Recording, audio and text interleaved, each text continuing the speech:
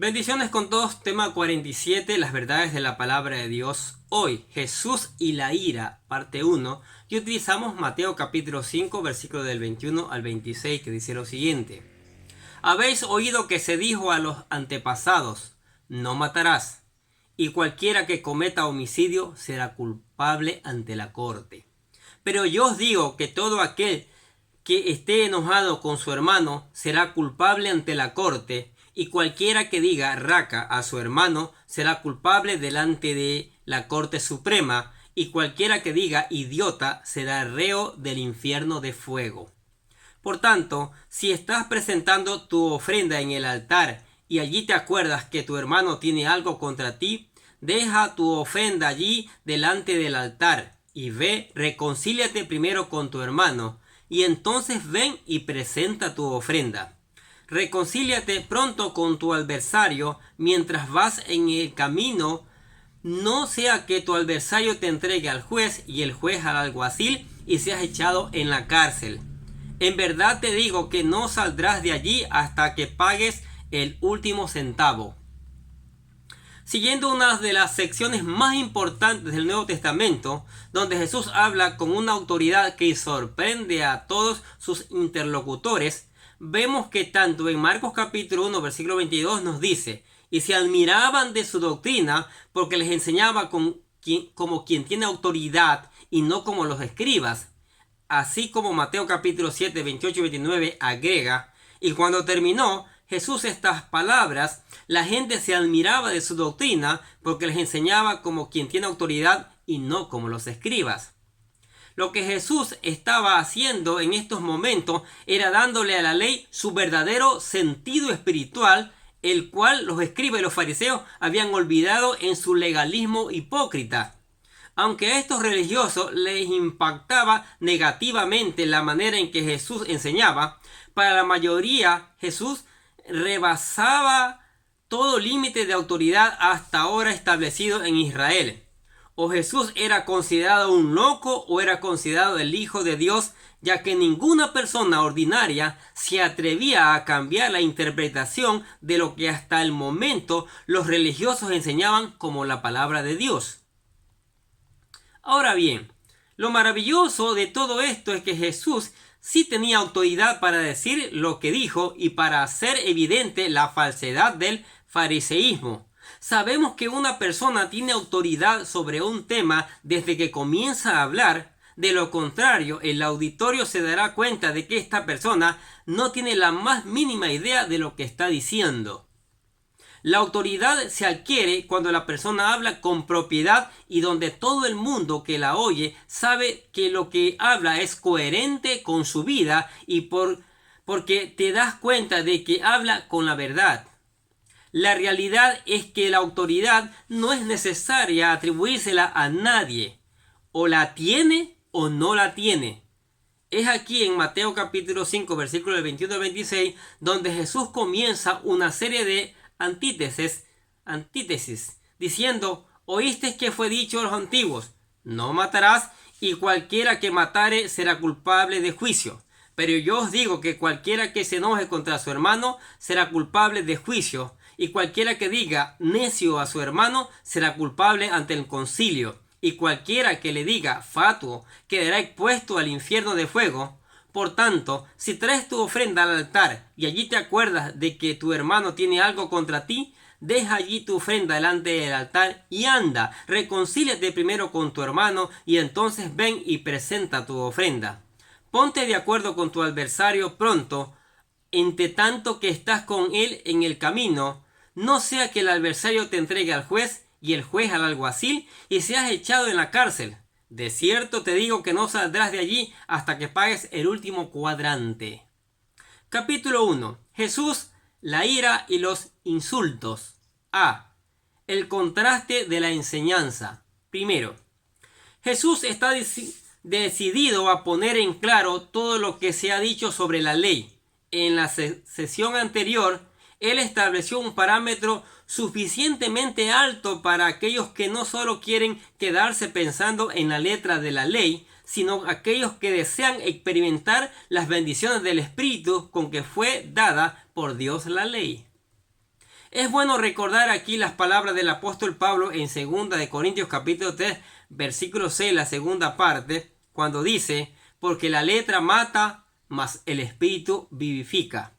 Segundo, es evidente que Jesús plantea un contraste entre lo que el pueblo oyó de los antepasados acerca de la ley sin tomar en cuenta el espíritu con que fue inspirada por Dios, y otra cosa es lo que Dios desea transmitir al pueblo al darle su ley.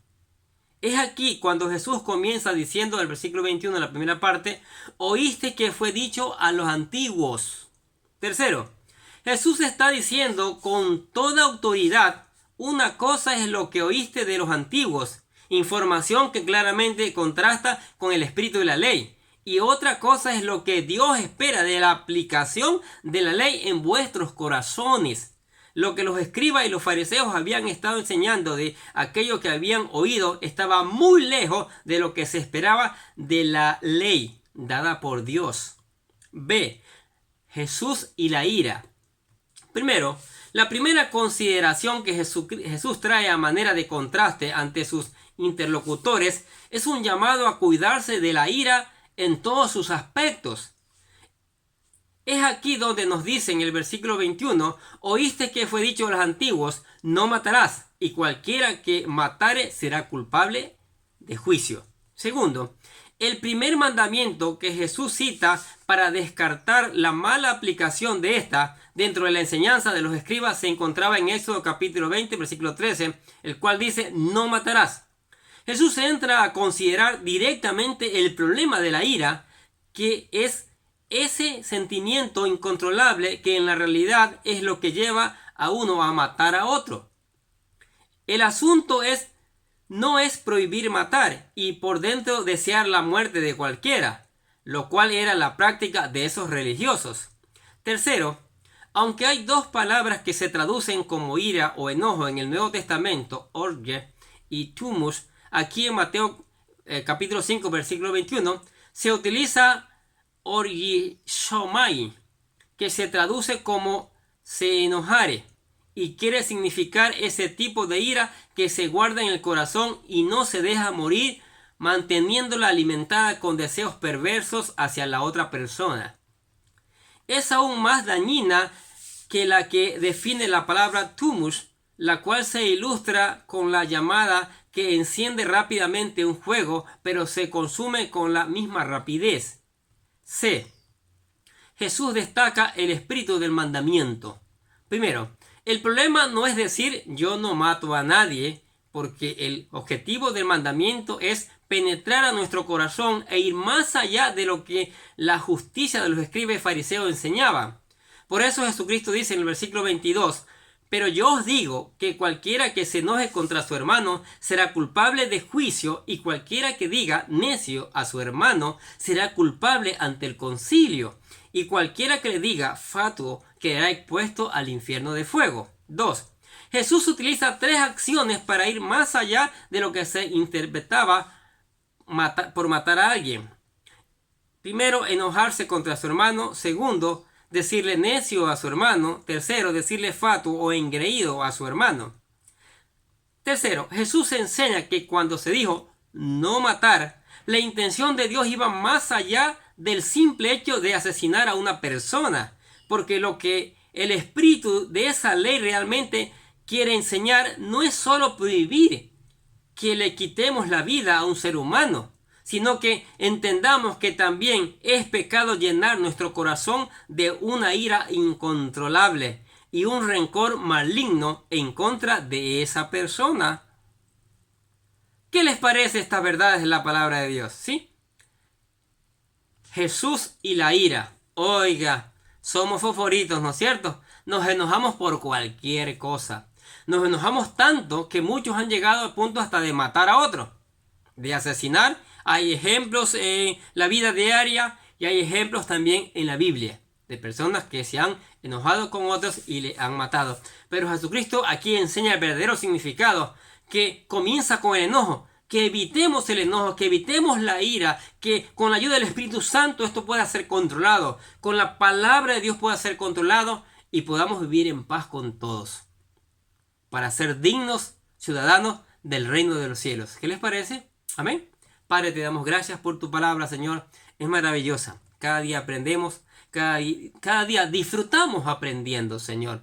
Y eso es maravilloso. Es muy maravilloso, Señor. Y maravilloso también que tu guía, tus bendiciones, tu misericordia y todas las cosas maravillosas están presentes cada día en nuestras vidas, Señor. Aún en medio de estos tiempos tan difíciles, tan inciertos, Señor. Allí está la verdad de tu palabra que nos marca el paso, el camino todos los días, Señor. Te damos gracias por todas esas maravillas en el nombre del Señor Jesucristo. Y los bendecimos a ustedes que escuchan la palabra de Dios. Sigamos escuchando, sigamos aprendiendo. Ven, dejemos la ira, dejemos el enojo, ¿sí? Y amémonos los unos a los otros como el Señor lo ordenó. Y entonces mañana veremos un pueblo más unido, más fiel al Señor, un pueblo que mañana camina hacia la vida eterna. Bendiciones para todos, que tengan un excelente día.